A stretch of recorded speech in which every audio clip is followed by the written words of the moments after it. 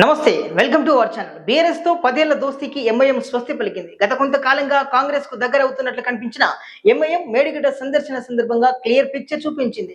కాంగ్రెస్ పార్టీకి మజ్లిస్ అనుబంధంగా మారిపోయింది. బీఆర్ఎస్ కు పూర్తి దూరం పాటిస్తుంది. మేడిగడ్డ సందర్శనకు కాంగ్రెస్ తో పాటు మజ్లిస్ ఎమ్మెల్యేలు కూడా వెళ్లారు. దీంతో తెలంగాణ రాజకీయంలో స్పష్టత వచ్చింది. మజ్లిస్ ఇక ఎంత మాత్రం బీఆర్ఎస్ ప్రతిపక్షం కాదని కూడా తెలిపింది. మేడిగడ్డ టూర్ పెట్టుకుంది బీఆర్ఎస్. కేసీఆర్ కు వ్యతిరేకంగా అలాంటి టూర్ కు మజ్లిస్ వెళ్లడం అంటే కాంగ్రెస్ వైపు ఉన్నట్లుగా తేల్చడంగానే భావించవచ్చు.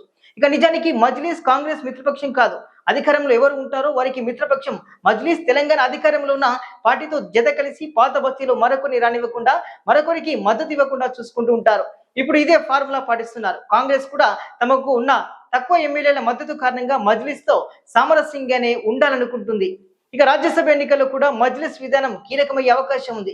పోటీ ఉంటే కాంగ్రెస్ కు మద్దతు ఇస్తుంది. అంతగా సమస్య అయితే ఓటింగ్ కు దూరంగా ఉంటుంది. ఇది కూడా కాంగ్రెస్ కి అయితే మేలు చేస్తుందని కూడా చెప్పుకోవచ్చు. బీఆర్ఎస్ కు మాత్రం ఓటు వేయదు. ఓ రకంగా ఈ విషయంలో రేవంత్ రెడ్డి అడ్వాంటేజ్ సాధించినట్లే అనుకోవచ్చు. దీంతో తెలంగాణ రాజకీయాల్లో మరోసారి చర్చ కూడా నడుస్తుంది. బీజేపీతో బీఆర్ఎస్ ప్రయత్నిస్తుంది పొత్తుకు. దీనికి సంబంధించినట్టే ఈ చర్చ అయితే ఇంకా మరింతగానైతే జోరందుకుందని చెప్పుకోవచ్చు.